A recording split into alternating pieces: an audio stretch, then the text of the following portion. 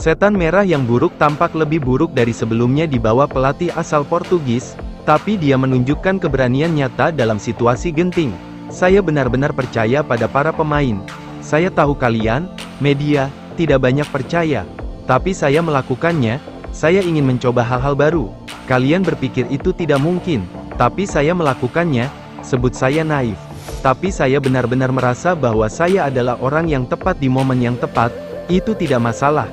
Dan saya tidak khawatir tentang itu, saya benar-benar percaya bahwa saya adalah orang yang tepat untuk pekerjaan ini. Hanya 3 bulan setelah konferensi pers pertamanya, Anda harus bertanya-tanya apakah Ruben Amorim masih memiliki keyakinan yang sama pada para pemain Manchester United-nya.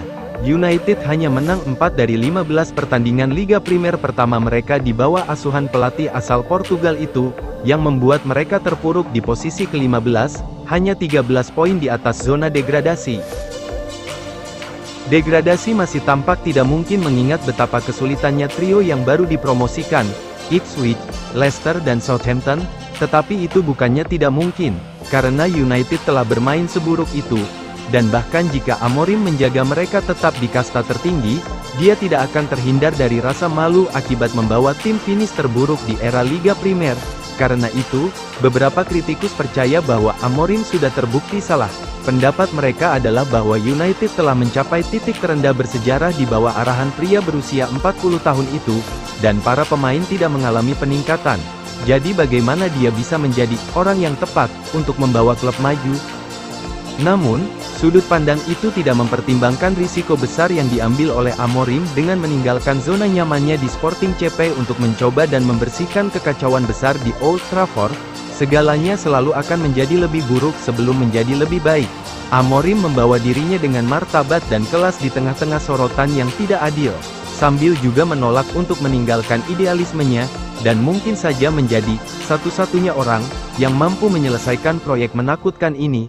Kami punya begitu banyak masalah. Kekecewaan terbaru United datang di Goodison Park, saat mereka ditahan imbang 2-2 oleh Everton, yang sedang menikmati kebangkitan di bawah mantan bos Setan Merah, David Moyes.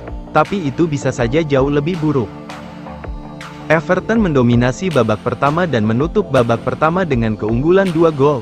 Luar biasa, United gagal membuat satu pun tembakan tepat sasaran dalam 70 menit pertama permainan, dan baru hidup setelah Bruno Fernandes melesakkan tendangan bebas rendah ke sudut jauh, untuk memperkecil ketertinggalan. Manuel Ugarte kemudian mendapatkan 1 poin untuk United dengan penyelesaian voli yang brilian di menit ke-80, meskipun mereka juga berterima kasih kepada VAR karena membatalkan penalti terakhir dari Everton.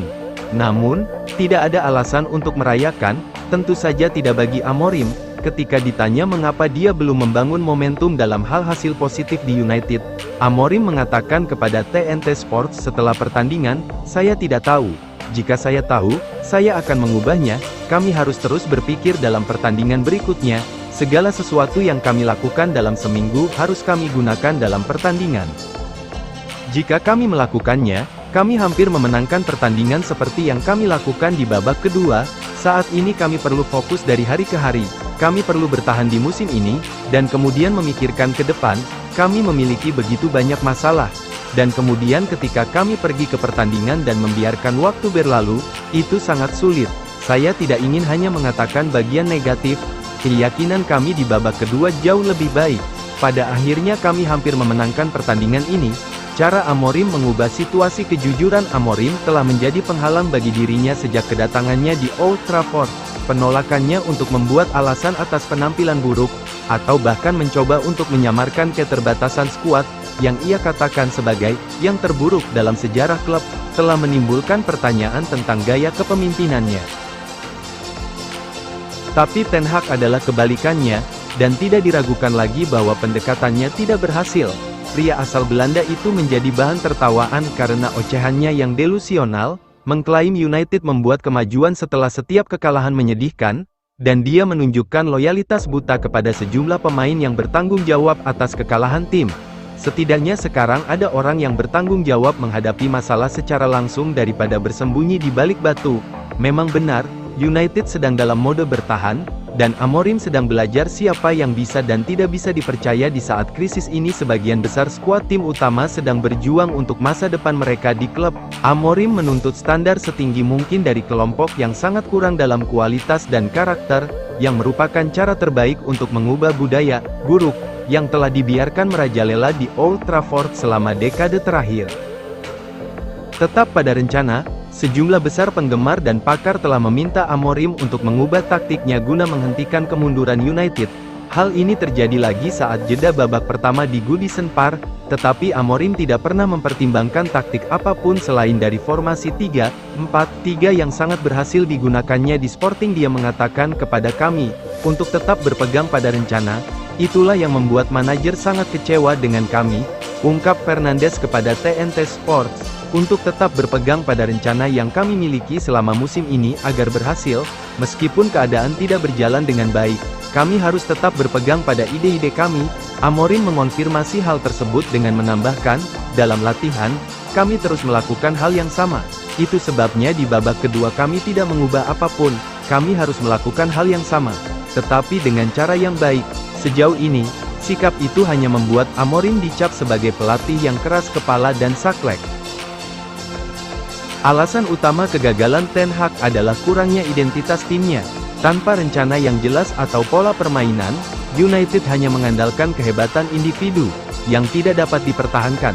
Tapi bukan karena itu saja United asuhannya memenangkan Piala Liga dan Piala FA. Meskipun ada masukan dari Ten Hag, pemimpin yang gigih dibutuhkan untuk membatalkan kerusakan yang disebabkan oleh Ten Hag, dan itulah yang sekarang dimiliki United dalam diri Amorim.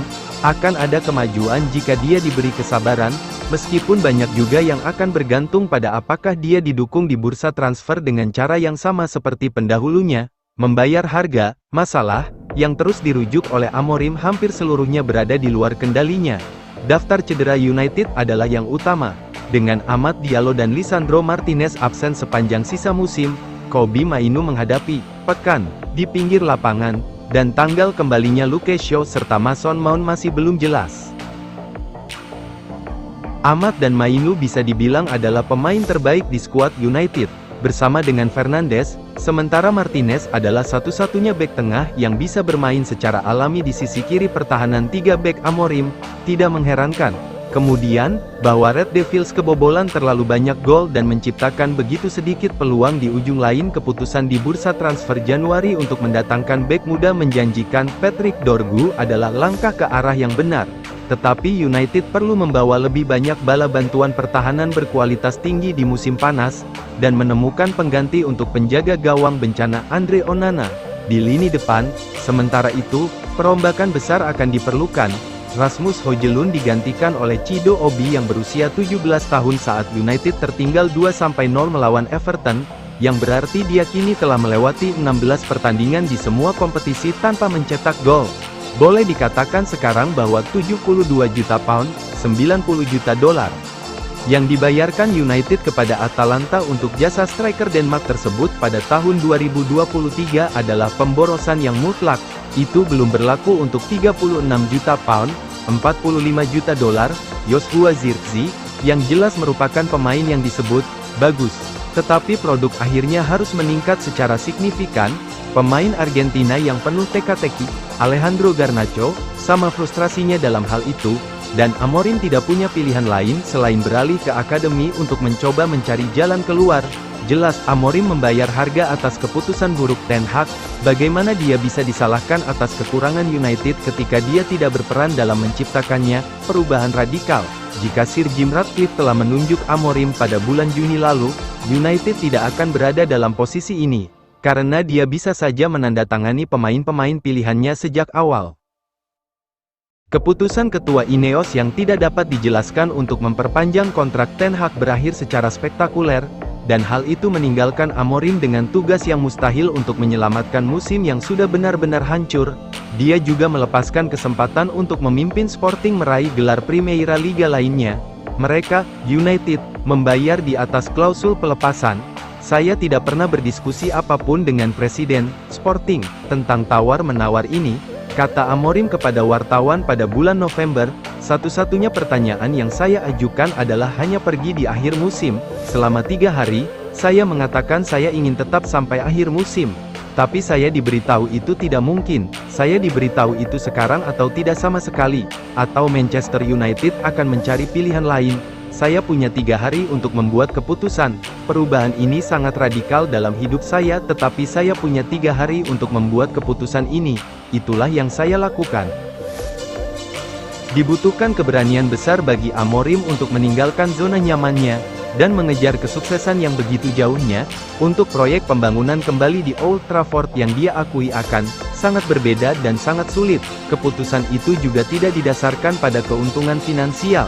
Seperti yang dia tambahkan, saya tahu itu mengecewakan bagi penggemar Sporting dan tidak mengambil risiko atau menunggu hingga akhir musim, dan kemudian saya tidak akan mendapatkan satu-satunya klub yang ingin saya latih. Orang-orang bilang, itu tentang uang, tapi ada tim lain yang ingin mempekerjakan saya sebelumnya, dan mereka membayar 3 kali lebih banyak daripada Manchester. Apa selanjutnya? Amorim melemparkan dirinya ke lubang singa. Untuk itu saja, dia pantas mendapatkan lebih banyak rasa hormat. Ahli taktik asal Portugal itu tidak pernah berharap atau berjanji untuk mengubah nasib United dalam semalam. Apakah dia meremehkan masalah yang mendalam di ruang ganti? Mungkin. Dan Amorim telah mengakui bahwa harga dirinya telah dirusak oleh awal yang buruk di Old Trafford, tetapi dia tidak tiba-tiba meragukan kemampuannya sebagai pelatih. Saya memahami situasi saya, pekerjaan saya percaya pada pekerjaan saya dan saya hanya ingin memenangkan pertandingan, katanya setelah kekalahan 1-0 United dari Tottenham pada tanggal 16 Februari, akan butuh waktu sebelum kemenangan mulai menumpuk. Tetapi, sekeras apapun itu, penggemar United harus melihat elemen positif dari masa jabatan Amorim sejauh ini, seperti kemenangan 2-1 di derby melawan Manchester City, hasil imbang 2-2 yang mendebarkan melawan pemimpin Liga Liverpool. Terutama melawan Liverpool, ada tanda-tanda nyata dari sistem Amorim yang bekerja. United belum bisa mempertahankannya karena mereka tidak memiliki kualitas kolektif yang cukup. Tetapi konsistensi hampir pasti akan datang begitu pelatih diberi uang untuk mendatangkan target transfernya, pemain yang bisa masuk ke dalam sistemnya dengan mulus. Faktanya ada beberapa seruan untuk United memecat Amorim, yang menunjukkan betapa tidak tetapnya olahraga ini. Tidak masalah di mana setan merah menyelesaikan musim ini, atau jika mereka akhirnya tanpa trofi, tidak ada yang seharusnya disalahkan pada Amorim. Dia melakukan pekerjaan yang baik di bawah keadaan yang suram, dan jika United bertahan dengannya, masa depan akan terlihat jauh lebih cerah dalam waktu dekat.